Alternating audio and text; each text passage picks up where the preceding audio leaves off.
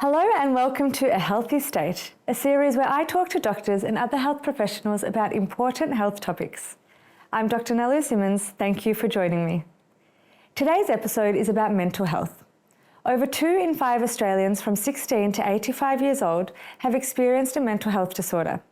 Anxiety, depression, and substance abuse are the most common.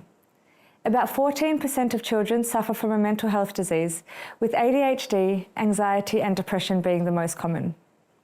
In today's episode, we will discuss some aspects of mental health in children that parents need to know about, including bullying and online safety.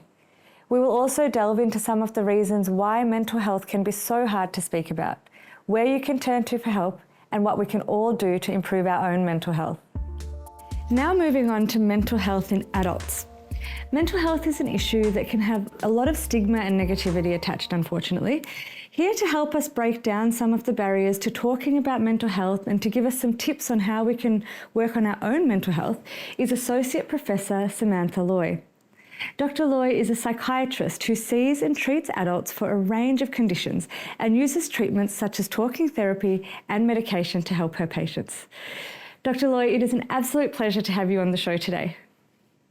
Thanks very much. Thanks for having me. Now, although it seems to be more recognised and accepted, there is still a lot of stigma around mental health issues being something that people don't really want to admit they have or don't really want to talk about or don't even know where to start. What can you say to viewers who are struggling with this sort of first step?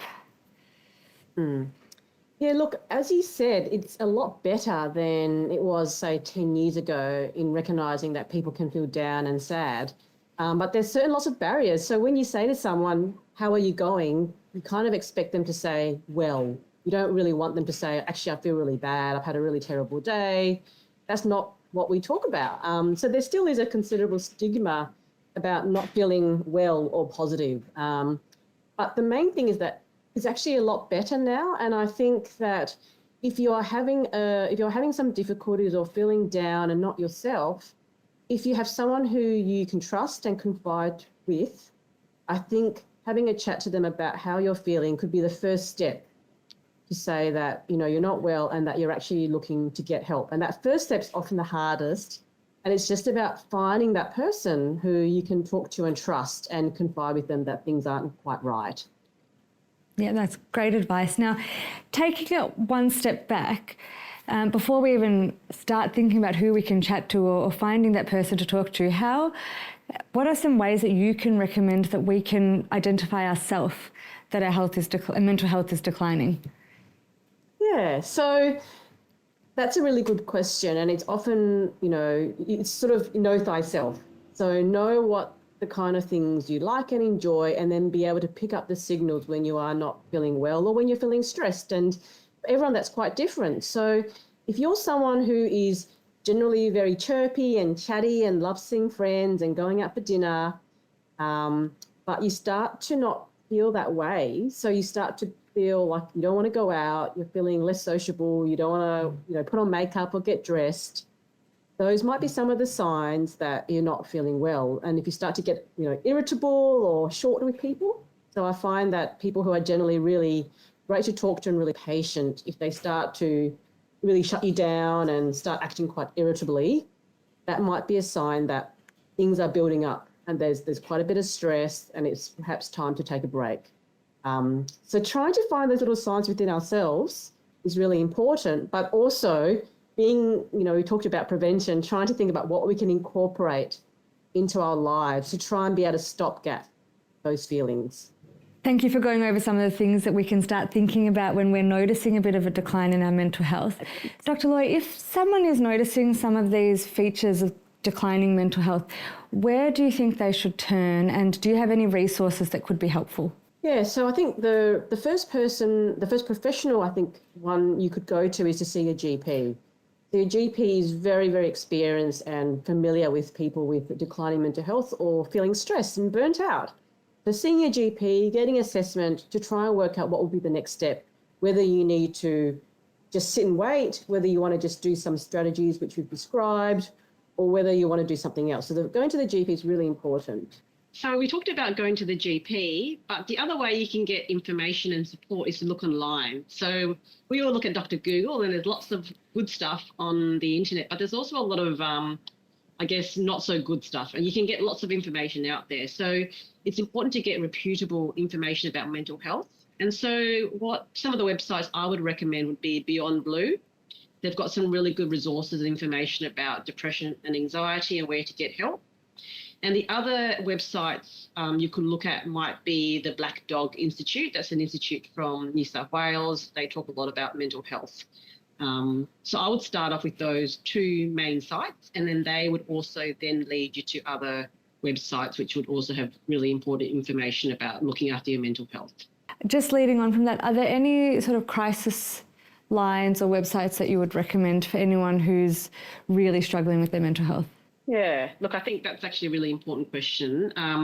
If you can't get into your GP and it's becoming to the extent that, you're feeling really awful and even that life may not be worth living, it's definitely worth picking up the phone and calling an ambulance and going to the emergency department. So your local hospital will be there for you and be able to help you if you are going through a crisis with your mental health. And if you're feeling that things are coming to a head, please go to your hospital, get someone to bring you there, or just attend yourself.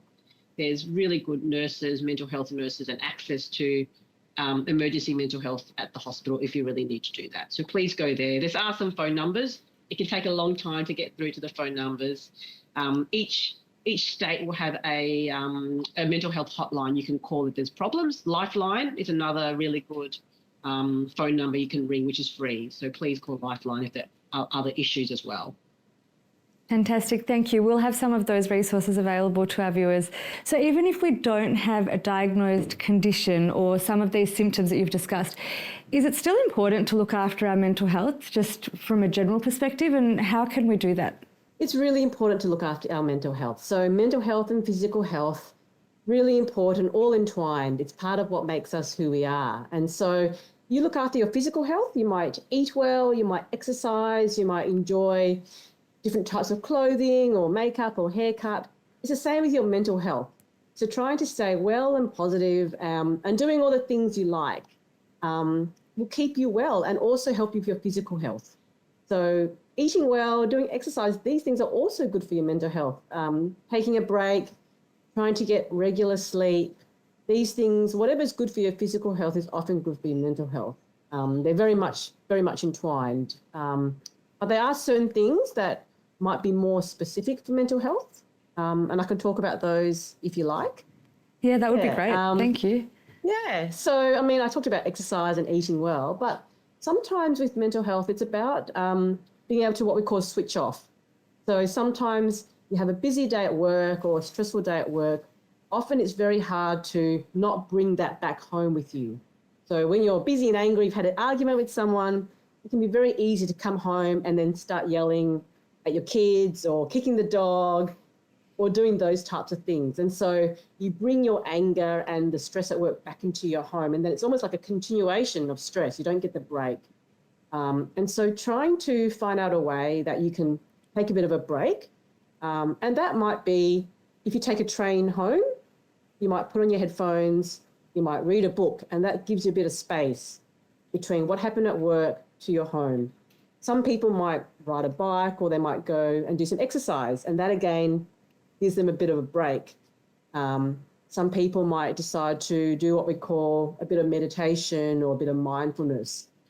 And that also is just as important in reflecting and thinking about what you've done for the day and then trying to step back and trying to switch off. And that helps you try to break up the stress from, say, a day, from one part of your day to another part of your day. And so it doesn't intrude on your life. You can't have stress all the time. And so being able to try and take a break from that, whichever way works for you, is really important. That's just some of the sort of things I would advise and think about. That's really great advice. Thank you so much.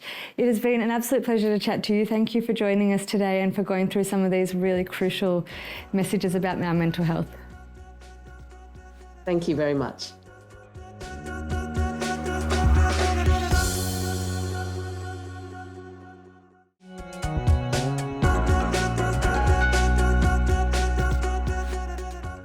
Now I have the pleasure of speaking to Dr. Alice Xu. Dr. Xu is a child and adolescent psychiatrist who works in a public mental health and wellbeing service, specialising in the care of children less than 11 years old. She's a wealth of knowledge, and I'm delighted to have her in the studio with me today. Welcome, Dr. Xu. Thank you so much for coming in. It's a pleasure. Now, you specialise in mental health in children. What are some of the common mental health conditions we see in kids? Well, the mental health conditions we see in children change across the age range. So I'll talk about three groups. Infants, the really little ones, kind of children of school age, primary school age, and also teenagers. So in the really little ones, what we see is more general, and that means that rather than having specific anxiety or depression or mental health symptoms, we see changes in their growth and their development and their day-to-day well-being. So what you might see in a baby that's depressed is that they're not feeding well, they're not settling well, they're having trouble with making eye contact and getting to know their caregivers. They don't grow well, and they might not put on weight. So that's the kind of presentation we see in babies. When we move to more school-aged children, the most common condition by far is anxiety, and children can tell us they feel anxious in a lot of different ways. It's usually not through words, though it can be, but sometimes it might be that it's a bit harder to get to school, or it could be that they're withdrawn from their family or friends, or it could be that they really don't want to be apart from their caregivers. So anxiety is the most common, but sometimes we also see older children who have low self-esteem, low mood, and depression symptoms as well. When we move into the more teenager group, that's where we see a lot more conditions that are similar to adults, such as depression, anxiety, and some of people in this group will also start having the first episodes or first kind of experiences of mental health in these so-called really major serious mental health conditions like schizophrenia and bipolar disorder. We're also getting to see a lot of eating disorders in this age group. And across the whole age span, we also see a lot of neurodevelopmental disorders. So that means things like autism and ADHD, which is attention deficit hyperactivity disorder.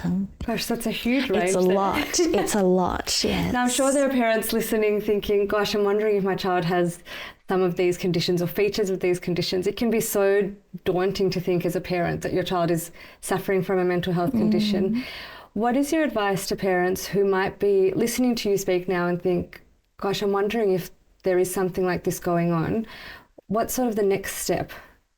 Well, there's a lot of different resources out there, and it really depends on how serious you think, how serious the mental health illness might be. So if it's something where you're just having a question about whether they're doing okay, but it's not obvious and you're not seriously worried, you might start off by doing some research. And there are a lot of really great phone lines and websites out there, such as the Raising Children's Network. There's a really great range of physical and mental health topics on that website. You can also call Parent Line. You can also call your maternal child health nurse. So these are some of those first steps if you're not quite sure. If it's kind of a bit more serious and you're actually observing some symptoms that you're worried about, first port of call is your GP. So they'll usually be able to do an assessment and let you know what the next steps might be. From then on, it might be seeing a psychologist or somebody else in the community, like a counsellor, or it could be going to a hospital-based service if the concerns are more serious. But your GP will be able to give you advice about that. Okay, that's fantastic advice for parents who are just wondering about, if there is any mental health conditions brewing there in their children. Now, on the flip side, what can all parents do to promote mental well-being and sort of nourish their children the best they can? Well, if there's just one message I could send out there to parents, it's about developing a secure connection and relationship with your child right from the start. And I'm talking about this could even start in pregnancy. I know some people will say, how do you have a relationship with an unborn baby? But really it can start there with just kind of wondering about your baby's experience, and then right from the get-go trying to get to know them, have conversations with them, and have a really strong relationship. What we know about babies right from the start is that they need this loving connection in order to grow physically and mentally.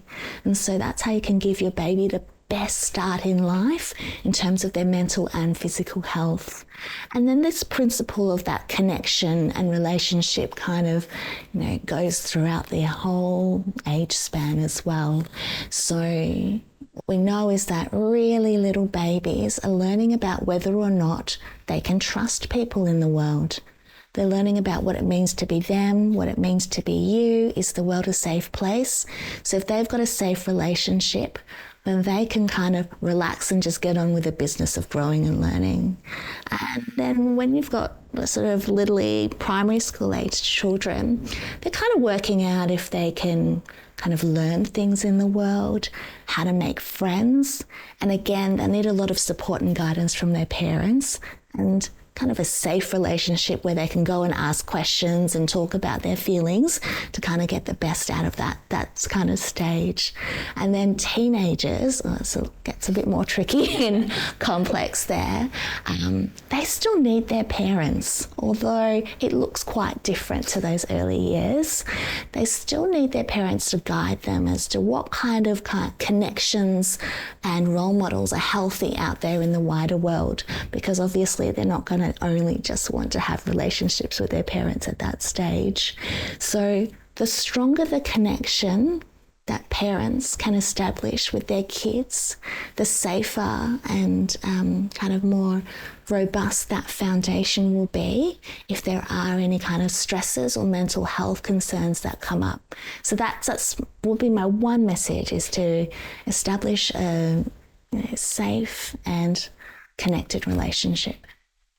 I absolutely love that message that you've portrayed, just that idea of connection and really having that attachment with your child from the very get-go. That's a really lovely message, and I hope our viewers have resonated with that. And I think, a lot of us, many of us are from different ethnic backgrounds, and we've had that experience of it's okay, pick yourself up, nothing to cry about, we don't need to feel sad sort of attitude. And I can see how that's come about, but I guess your point is that we really need to foster feelings and emotion and attachment, and that's what's really important for children. That's it, I agree. And we work with families from many different cultural backgrounds. And also, there's a generational effect that you're talking about as well, that in the past, we just haven't had the research to understand that supporting strong emotional connection is actually good for mental health. Sometimes there's a bit of an opposite belief that if we teach our children to toughen up and, make them kind of strong and resilient right from the start, that they're going to learn to be independent and strong later on. But when we've actually looked at the research, what we've found is that in the early years, what kids actually need is to feel really safe, loved and supported, and to feel like their feelings and their experience of the world matters. And it's from there that they can have a secure base to later on become truly independent and truly resilient. So we just haven't had that kind of research and that kind of culture, but we do now, which is fantastic. So, that's a message that I'm really kind of passionate about promoting. That's amazing. Thank you so much for bringing that to the forefront of this conversation today. Now, I just wanted to touch on one more thing. You mentioned adolescent mental health, and obviously that's a whole new kettle of fish. Mm-hmm. I will at some stage have 3 teenagers, and I'm not looking forward to that time. But, I'm glad that we're having this conversation for other parents who are on the same boat. Now, I want to chat quickly about online safety, because I know that this does come up a lot with mental health, and bullying and just general safety online is a huge issue, particularly of children going into the adolescent years. Is there something that you can recommend that parents can do to sort of set up these boundaries and to teach kids about online safety? Yeah, it's such an important topic because what it means to be a teenager these days is entirely different from what it meant when I was a teenager, showing my age a little bit, where we didn't have social media and we didn't have constant feedback from your social peers, sometimes, 24 hours a day. You went to school, you came home and then you could disconnect, but it's very different now. So I'm glad you brought up this topic. So when I'm thinking about online safety, I don't just think about teenagers, I actually think about the whole lifespan as well. And it's actually never too early to start the conversation. So again, if there's kind of one message I'll prioritise to put out there, it is to go and have a look at esafety.gov.au. It's an excellent resource. It's full of kind of research and tips for parents and children about how to manage those kinds of boundaries around the internet and apps. To be a bit more specific, some of the things they recommend is to have a conversation about the risks and the benefits of online and app use right from, that 0 to 5 age group, where you start thinking about, well, what is it for? What do we do on the internet? We enjoy certain shows, we learn, but also what are some of the, scary or bad things that could happen? You might accidentally see something that scares you. What should you do? Well, you can tell your parents about it. So those conversations really early on and right through all of the ages. There are also a number of different things that parents and children can do about their safety. So for parents, there are lots of different ways to put in parental controls, and that can be on a big level, like through your Wi-Fi or internet provider, or it can be through your device, your computer, your laptop, your phone, or it can be specific to the app where you're changing the privacy settings and the parental controls. So there are all those different levels, and you can read a lot more about that on the website as well. And then for kids, it's about parents helping them with online literacy, and that means understanding the risks and how to protect their safety. So that'll be things like making sure that kids don't reveal any personal information that could identify or locate them, having good privacy settings so that only their friends and trusted people can see what they post. It's about making sure what you post is respectful and kind, and understanding that what goes out there could be there forever. And also having a good idea of what concerning or abusive language and imagery looks like, so that they know they can go to their parents or report it to a trusted adult if they're in trouble. And so there are actually a lot of different ways to report. The first way is to report directly to the app or the service that you're using. And if you don't get a good response, you can report to eSafety. So the government have set up this system where they will take you seriously, and they will help you with where to go next with any kind of abuse or bullying. So I guess altogether it's about kind of communication and having those conversations. It's about knowing as a parent what kind of controls you can put in and how to talk to your kids about keeping safe online, and also knowing that you can report abuse and have something done about it. Oh, fantastic. Thank you for summarising that. And just for the viewers who may have missed, it was esafety.gov.au. Fantastic. That's brilliant advice. Thank you so much for all of your expertise today and for taking the time to come into the studio and chat to our viewers about some really important topics. Thank you for having me. Thank you for watching A Healthy State. I hope you found the information in this episode helpful. As always, it is intended to be general information, and if you have any specific questions about your health, please see a qualified health professional. This episode and the rest of the series is available to stream on CTV+. I'm Dr. Nelu Simmons, and I will see you next time.